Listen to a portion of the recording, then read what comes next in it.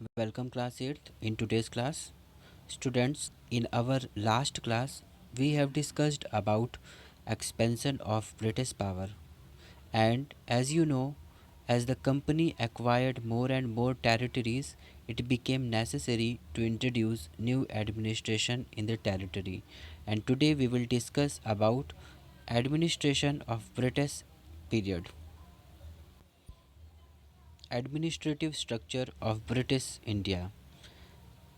The company had already got Bombay, Calcutta, Madras when Warren Hastings became the Governor General. British government realized that to strengthen its hold over India is very important for them. Therefore, they divided their territories into many administrative units called presidencies, just like state of present time. And for administrative purpose, colonial India was divided into three presidencies: Bombay, Madras, and Bengal. Each presidency was ruled by a governor. उनके administrative system में governor general supreme head होता था और Warren Hasting British India का सबसे पहला governor general बना. Each presidency was also divided into districts, and collectors was responsible for district administration. वो अपने डिस्ट्रिक्ट में पीस, लॉ एंड ऑर्डर्स और रिवेन्यू यानी टैक्स कलेक्शन देखने का काम करता था. वो डिस्ट्रिक्ट में डे टू डे की वर्किंग को सुपरविज़न भी करता था. Collectorate emerged as the new center of power in the district.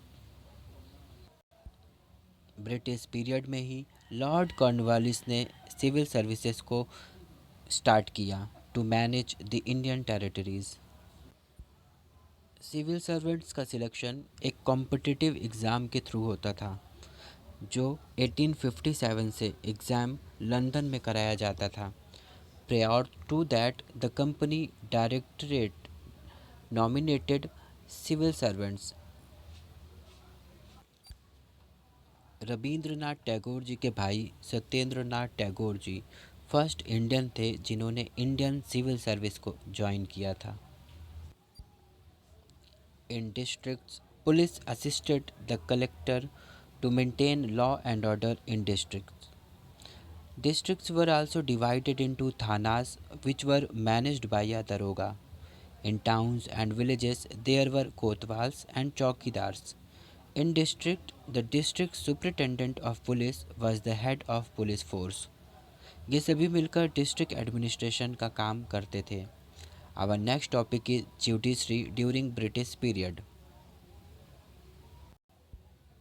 British के आने से पहले तक इंडिया में इंडिया के लोकल कस्टम्स और ट्रेडिशंस के बेसिस पर जस्टिस सिस्टम वर्क करता था.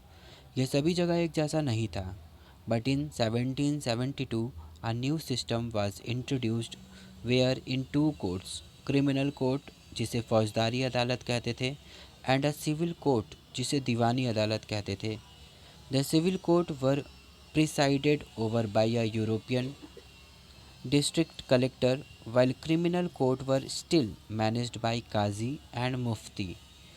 1773 के रेगुलेटिंग एक्ट के अकॉर्डिंग कलकत्ता में एक न्यू सुप्रीम कोर्ट इस्टेब्लिश किया गया जिसे कोर्ट ऑफ अपील या सदर निज़ामत कहा जाता था. 1775 में हिंदू लॉ और 1778 में मुस्लिम कोड के बेसिस पर कुछ लॉज प्रिपेयर किए गए. 1883 में एक लॉ कमीशन बनाया गया जिसमें इन लॉज के बेसिस पर एक न्यू इंडियन लॉ को फ्रेम किया गया जैसे आईपीसी या इंडियन पैनल कोड के नाम से जाना जाता है. इसी के बेसिस पर ब्रिटिश पीरियड में जुडिशरी वर्क किया जाने लगा. This was the system of administration and judiciary of British period. And students, that's all for today. In our next class, I will tell you about company's military system.